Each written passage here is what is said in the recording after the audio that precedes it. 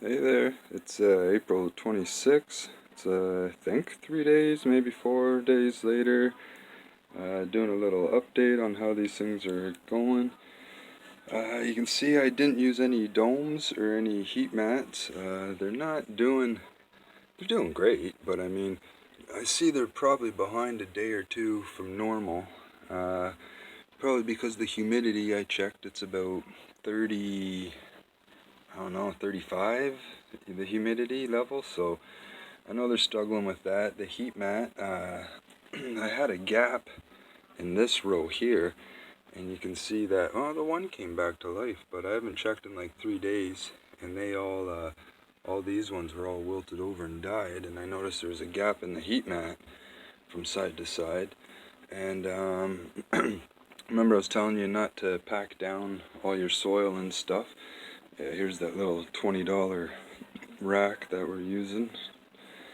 It's working out alright, but don't pack your soil down. Remember I was telling you with the beer cups and stuff to leave them up to those little ridge marks, and don't pack your soil down. When you water it, your water will compact it enough, and you can see how they start to stretch more. And I said not to fill it to the top, because now that I came in, things like this are stretching. You can fill your soil up to, still leave a little bit of the head around. And it's time to do that for all these. Now that they're stretching up, you top up all your soil. We're just using the Happy Frog. The reason they're not, I mean, they're still all doing great, but it's 3 days, so it hasn't even been a week since we first put a dry seed in a paper towel. So, I mean, it is what it is. I think it would be doing better if we had like all the more mycorrhizal and worm castings and everything in there, but it is what it is. We're just using the Happy Frog, and if you guys did do a lot, I'm gonna suggest another thing you should maybe buy would be one of these little pump sprayers for now, because if you hand water with, like I said, just poke a little hole in the top of there, get your distilled or RO water up to temp, and if you only got a couple, you can just squirt them and fill them up. But if you're not, bottom watering, because this thing has a crack, so I just can't fill it up a bit, and they're pretty small, so I don't want to. But you grab a little sprayer like that, and once I put the soil in, I'll wet them all down thoroughly first, put the new soil on top, or worm castings, or whatever you're going to do. And yeah, we'll do a little checkup, I guess, on, this is just that tray. I'll go double check real quick on what we did over here for our little grow along thing. Put this down. Put this here, keep working. So we got, put this up. So here's our little grow along. And you notice, yeah, on the other one there was no fan. If you wanted to put a fan to strengthen these, but when they're this tall, they might break, so we'll have to top up soil. But you can see I used these ones here, were all like the long 3-4 inch tap roots, and these ones I used the smaller ones. So they're not doing as good because they're not as strong as when you have the big long ones. I was just doing that as example as they grow along. They'll be fine.